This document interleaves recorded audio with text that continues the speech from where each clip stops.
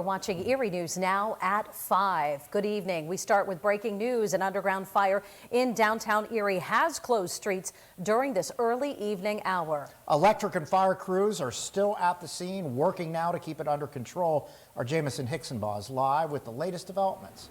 Jamison. Good evening, Mike and Eva. Yeah, we still have a very active scene, and I gotta tell you right now, the fire department still has this area blocked off at 18th and Peach Street. No traffic is coming down this way. It is a one-way street, so that is a good thing. I can tell you, though, the snow is not making things easy at all for the crews who are still working here. I'll take a step outside so you can take a live look at what is going on right now as I speak. You will notice there is an excavator moving up and down, and it's actually removing snow from the area, which is covering some of those manholes. And I can tell you, if you look where that billboard is, it happened in the area down underneath it. That's where all of this happened. And crews arrived here around 3 o'clock this afternoon after receiving a report of smoke coming from an underground vault. And moments later, they could hear rumbling and then bang. Several manhole covers shot out of the ground near 15th and Peach Street. Now, our photographer, Brian Schneiders, was actually here when it happened and captured it on camera. You can tell you heard it at the beginning of the show, it sounded like an explosion.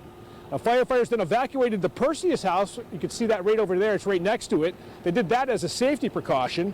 And PennDOT crews have been here ever since assessing the damage. Now, this is about 5 blocks away from 10th and State Street, which experienced an underground fire back in September, closing that area down for several months.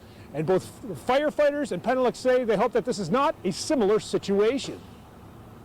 We had that fire a couple months ago, and that turned into quite a lot more, but they don't think it's going to be that bad here, so hopefully it isn't.